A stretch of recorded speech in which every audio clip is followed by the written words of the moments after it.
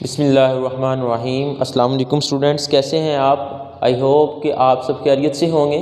तो बेटा आज हमने अपना क्लास 9 का लेक्चर नंबर 3 जो है वो स्टार्ट करना है। तो लेक्चर नंबर 3 में जो है वो हमने एब्सोल्यूट वैल्यू के कॉन्सेप्ट को जो है वो डिस्कस करना है। What is an absolute value और मॉडुलस, ठीक है, उसकी डेफिनेशन क्या है और उसकी प्रॉपर्टीज़ क्या हैं आपके पास। फिर नेक्स्ट आगे जो है हम क्वेश्चंस को सोल्व करेंगे। Okay, first of all we discuss the definition of absolute value or modulus. So the definition is, in mathematics the absolute value or modulus, ये दो नाम दिए जाते हैं इसको। एक absolute value भी बोलते हैं और सेकंड हम इसको modulus भी बोलते हैं, ठीक है। So there are two names, ठीक है। In mathematics the absolute value or modulus of a real number x, किसी भी रियल नंबर के मॉडुलस या एब्सोल्यूट वैल्यू से क्या मुराद होता है, इस डिनोटेड बाय एक्स मोड, यानी कि किसी भी रियल नंबर का जो मॉडुलस या एब्सोल्यूट वैल्यू है हम उसको इस तरह से डिनोट करते हैं, एक्स एब्सोल्यूट वैल्यू या एक्स मॉडुलस। ये जो दो लाइनें लगाई हुई हैं ना, ये मॉडुलस को शो करती हैं या एब्सोल्यूट वैल्यू को शो करती हैं। और मॉडुलस का या एब्सोल्यूट वैल्यू का मतलब ये है कि आपको इसका जो आंसर है वो हमेशा पॉजिटिव आंसर मिलेगा, चाहे ये इस एब्सोल्यूट वैल्यू के अंदर ये जो रियल नंबर है x, ये आपका चाहे नेगेटिव हो, चाहे आपका ये रियल नंबर x जो है ये पॉजिटिव हो। इसने जो आपको आंसर देना है is the non negative value of x। Non negative का मतलब क्या है कि इसने पॉजिटिव आंसर देना है आपको, ठीक है बेटा, समझ आ रही है ना बात। So it's mean the definition of absolute value is कि जो एब्सोल्यूट वैल्यू है वो आपको हमेशा पॉजिटिव आंसर देता है, चाहे उसके अंदर ये वाला जो रियल नंबर है ये नेगेटिव हो चाहे आपका पॉजिटिव हो, ठीक है। Is the non negative value of x without regard to its sign, यानी कि इस लाइन का मतलब यही है कि चाहे इसके अंदर पॉजिटिव वैल्यू आए एब्सोल्यूट वैल्यू के अंदर, चाहे आपकी नेगेटिव। अब देखिए यहाँ पर बेटा मैंने इसका फार्मूला लिखा हुआ है एब्सोल्यूट वैल्यू का। देखें, if a is any real number, if a is any real number may be it is positive may be it is negative, ठीक है। ये ए जो है जो आपका मॉडुलस के अंदर वैल्यू आ रही है, जो रियल नंबर आ रहा है, ये पॉजिटिव भी हो सकता है, ये आपका रियल नंबर जो है ये नेगेटिव भी हो सकता है। If it is positive, positive mean के ग्रेटर देन इक्वल टू 0 हो, तो बेटा अगर ये आपका आंसर, ये जो अंदर नंबर है एब्सोल्यूट वैल्यू के अंदर ये आपका पॉजिटिव नंबर है, इफ़, तो ये जो भी नंबर अंदर लिखा होगा इसको हमने एज इट इज़ अंदर लिख देना है। यानी कि अगर 2 है फॉर एग्जांपल, अगर देखें अगर आपके पास 2 की एब्सोल्यूट वैल्यू लिखी हुई है, अब देखें ये जो 2 है ना it is positive number greater than 0, तो इसका आंसर क्या आ जाएगा, सिंपल 2। ये नंबर एज इट इज लिख देना आपने। But if the number is negative, ये जो ए अंदर आपके पास नंबर आ रहा है ये अगर आपका नंबर जो है ये नेगेटिव नंबर हो तो उसको हमने क्या लिखना है, विद नेगेटिव साइन लिखना है। यानी कि अगर आपके अंदर पास अंदर आ रहा है -5 एब्सोल्यूट वैल्यू के अंदर, यानी कि अगर a लेस देन 0 हो यानी कि नेगेटिव नंबर हो, तो आपने इसको कैसे लिखना है, इस नंबर को बेटा आपने लिखना है विद नेगेटिव साइन, यानी कि लिखेंगे माइनस और अंदर नंबर क्या था आपका -5, तो ये क्या हो जाएगा माइनस माइनस, ये क्या हो जाएगा पॉजिटिव। तो यही एब्सोल्यूट वैल्यू की एक ख़ास बात है कि अगर चाहे एब्सोल्यूट वैल्यू के अंदर पॉजिटिव नंबर आ रहा हो चाहे आपका नेगेटिव नंबर आ रहा हो, तो उसने जो आंसर देना है वो आपको हमेशा पॉजिटिव आंसर देना है। तो ये इसका फार्मूला है कि absolute value of a is equal to a if a is greater than equal to 0, यानी कि अगर पॉजिटिव आ रहा है तो ए को एज इट इज़ लिख दें, और अगर ए आपके पास नेगेटिव आ रहा है तो फिर जो भी अंदर नंबर होगा उसको आपने विद नेगेटिव साइन लिखना है, तो वो भी आपका क्या आंसर बन जाएगा, पॉजिटिव आंसर बन जाएगा, ठीक है बेटा। Clear, this point is clear, okay. Next देखें प्रॉपर्टीज ऑफ एब्सोल्यूट वैल्यू। तो अगर कहता है कि ए और बी कोई से आपके पास दो रियल नंबर्स हैं, ठीक है, मतलब वो आपके पास 3 भी हो सकता है, -5 भी हो सकता है, ये भी रियल नंबर्स हैं, -5 -8 भी हो सकते हैं, ये भी रियल नंबर्स ही हैं, ठीक है। कोई से भी आपने दो रियल नंबर्स ले लेने, तो जो एब्सोल्यूट वैल्यू है आपको वो हमेशा आंसर क्या देगी, ग्रेटर देन इक्वल टू 0। अच्छा देखिए एक चीज़ रह गई यहाँ पे कि एब्सोल्यूट वैल्यू का आंसर 0 कब होगा।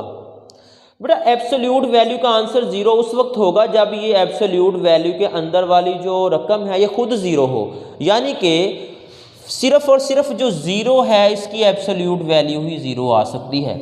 बाकी चाहे पॉजिटिव नंबर आ जाए चाहे नेगेटिव नंबर आ जाए, एब्सोल्यूट वैल्यू ने हमेशा आपको पॉजिटिव आंसर देना है। Clear? Okay, absolute value of a is greater than equal to 0, यानी कि आपके पास जो है कोई भी नंबर एब्सोल्यूट वैल्यू के अंदर आ जाए उसका आंसर या तो 0 से बड़ा होगा या 0 होगा। 0 कब होगा? जब ये अंदर वाली रकम खुद 0 होगी, अदरवाइज 0 आंसर भी कभी नहीं आएगा। ठीक है, उसके बाद नेगेटिव ए की एब्सोल्यूट वैल्यू और पॉजिटिव ए की एब्सोल्यूट वैल्यू, इन दोनों का आंसर बराबर होता है। यानी कि मैं यहाँ पे देखें अगर क्लियर करूँ आपको, -3 की एब्सोल्यूट वैल्यू क्या आएगी, -3, यानी कि पॉजिटिव 3 आंसर आ गया, और +3 की एब्सोल्यूट वैल्यू क्या आएगी, वो भी +3 आ जाएगा। तो इट्स मीन इन दोनों का आंसर जो है वो सेम आ रहा है 3। तो इसलिए ये प्रॉपर्टी कहती है कि चाहे नेगेटिव नंबर आ जाए एब्सोल्यूट वैल्यू के अंदर और वही नंबर पॉजिटिव में आ जाए तो दोनों की एब्सोल्यूट वैल्यू हमेशा बराबर होगी। थर्ड प्रॉपर्टी है कि अगर दो नंबर्स मल्टीप्लाई हो रहे हो रियल नंबर्स और उनकी एब्सोल्यूट वैल्यू इकट्ठी आ रही हो तो आप उन दोनों नंबर्स की एब्सोल्यूट यानी कि उस टोटल की एब्सोल्यूट वैल्यू को उन दोनों की एब्सोल्यूट वैल्यू के प्रोडक्ट में लिख सकते हैं। इसी तरह अगर दो रियल नंबर्स डिवाइड हो रहे हो और उनकी एब्सोल्यूट वैल्यू कॉमन हो तो उन दोनों नंबर्स के डिवीजन की फॉर्म में लिख सकते हैं आप। ठीक है, एब्सोल्यूट वैल्यू की डिवीजन की फॉर्म में। क्लियर है बेटा? तो ये कुछ प्रॉपर्टीज़ थी। खैर नेक्स्ट आए जी, अब हम अपना स्टार्ट करते हैं एक्सरसाइज नंबर 7.2। शॉर्ट क्वेश्चंस के पॉइंट ऑफ व्यू से बहुत इंपॉर्टेंट, इस एक्सरसाइज में से लाजमी आपको शॉर्ट क्वेश्चन आता है। ठीक है बेटा, तो फर्स्ट देखें, कहता है जी सोल्व फॉर एक्स के लिए सोल्व करें, यानी कि आपने एक्स की वैल्यू मालूम करनी है। ठीक है, अब देखें आपको दिया हो जी absolute value of 3x - 5 is equal to 4। एक चीज़ जहन में रखें कि जब आपने इस एब्सोल्यूट वैल्यू का, देखें एब्सोल्यूट वैल्यू का आंसर हमेशा पॉजिटिव आएगा।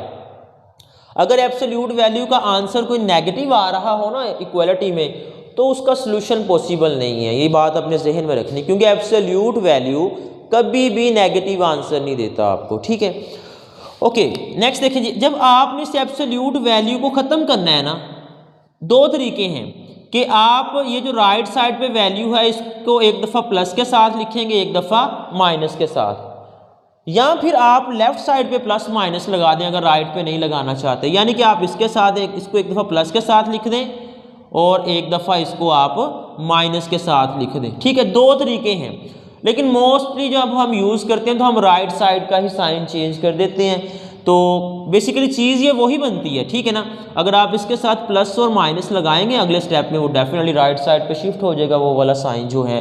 तो इस वजह से जो है ये एक दफ़ा पॉजिटिव और एक दफ़ा नेगेटिव में क्यों लिखा जाता है, इसकी रीज़न क्या है, वो यही रीज़न है। देखें बेटा, अभी हमने डेफिनेशन में चीज़ डिस्कस की है कि अगर आपके पास ये जो x है ये पॉजिटिव भी हो सकता है, ये नेगेटिव भी हो सकता है, लेकिन इसने आंसर हमेशा आपको पॉजिटिव देना है।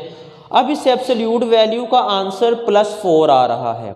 अब हमें श्योर नहीं है कि ये जो अंदर वाला नंबर है ये कोई पॉजिटिव नंबर होगा या कोई नेगेटिव नंबर होगा, क्योंकि चाहे पॉजिटिव हो चाहे नेगेटिव हो आंसर तो पॉजिटिव ही आना है।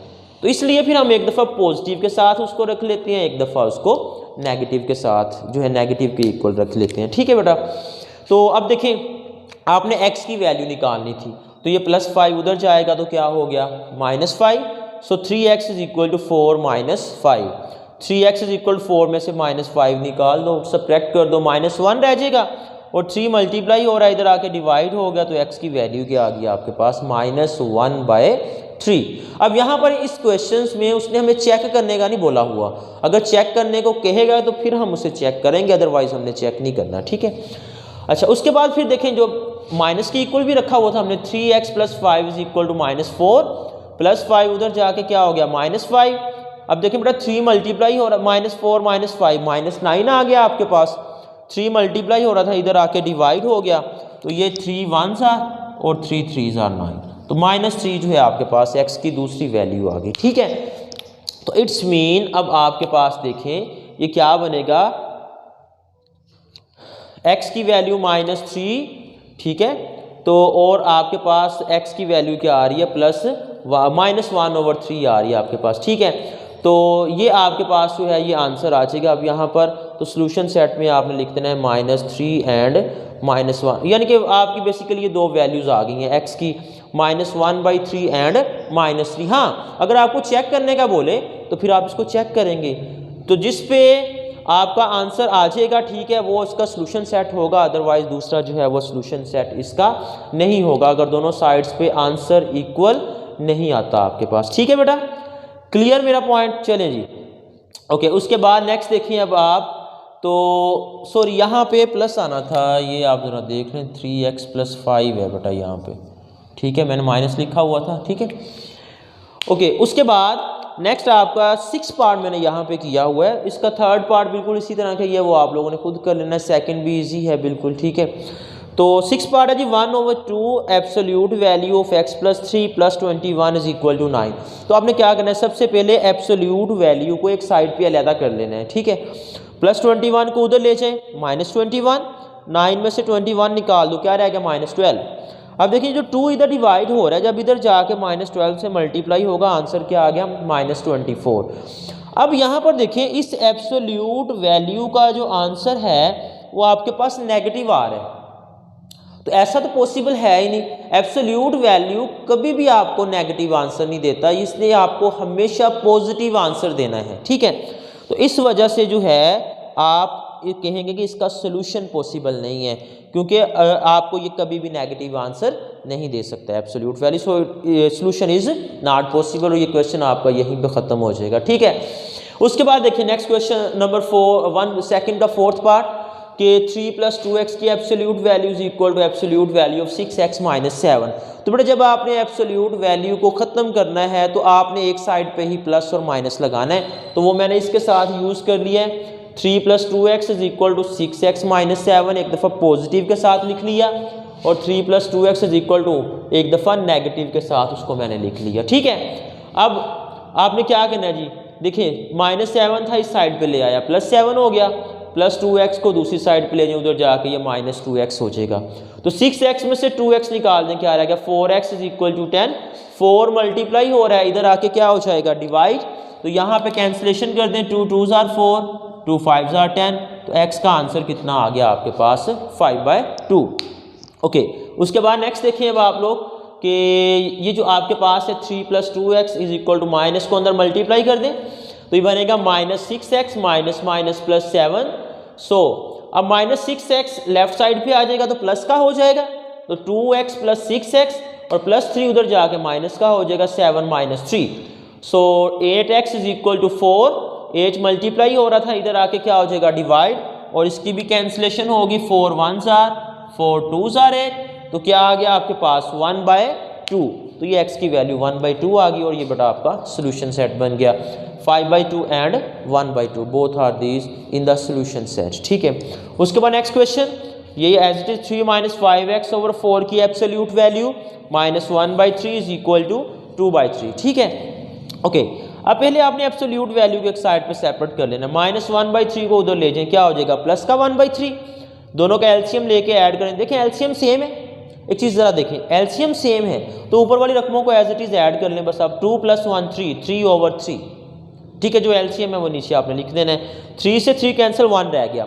अब देखिए एब्सोल्यूट वैल्यू एक साइड पे सेपरेट है, राइट साइड पे 1 आ गया, तो अब आपने इसको एक दफ़ा पॉजिटिव के साथ और एक दफ़ा नेगेटिव के साथ लिख लेना है, और आगे आपने इसको जो है वो इसी तरह से सोल्व करके, यानी कि 4 मल्टीप्लाई हो रहा है इधर, सॉरी डिवाइड हो रहा है, इधर आके क्या हो जाएगा, मल्टीप्लाई, तो ये आपके पास बेसिकली बन जाएगी ये वाली चीज़। ज़रा देखिए आप, मैं एक सोल्व कर देता हूँ, 3 - 5x, 4 जो है वो डिवाइड हो रहा है, इधर आके 1 के साथ मल्टीप्लाई होगा, तो क्या आ गया, 4 + 4 इधर ले आओ, 3 - 4 - 5x उधर ले जाओ, प्लस का 5x, 3 - 4 - 1 is equal to 5x, 5 multiply हो रहा है, इधर आके डिवाइड हो गया, इज इक्वल टू x, तो x की वैल्यू क्या आ गई, -1/5, और इसी तरह बेटा आप इसको हल करें, यहाँ से आपको x का एक दूसरा आंसर मिल जाएगा। ठीक है, तो आई होप कि आपको समझ आ गई है कि आपने किस तरह से एब्सोल्यूट वैल्यू के क्वेश्चंस को सोल्व करना है। तो बेटा ये कोई डिफ़िकल्ट काम नहीं है, बहुत इजी क्वेश्चन थे। तो आपने जो है इनकी प्रैक्टिस करनी है, ठीक है। 1 से 2 टाइम जो है इसकी आप प्रैक्टिस करें, तो इंशाल्लाह ये जो आपको कॉन्सेप्ट है ये सारा क्लियर हो जाएगा और आपके क्वेश्चन ईजिली सोल्व हो जाएंगे। और बाकी जो आपका स्मार्ट सिलेबस में हैं, जो नहीं हैं, वो भी आप क्वेश्चन जो है वो सोल्व करके देखें ताकि आपकी प्रैक्टिस अच्छी तरह से होगी। अगर इस लेक्चर में आपको कोई भी प्रॉब्लम हो तो आप जो है वो कमेंट बॉक्स में कमेंट करें ताकि आपकी प्रॉब्लम का सलूशन आपको प्रोवाइड कर दिया जाए। Thank you very much.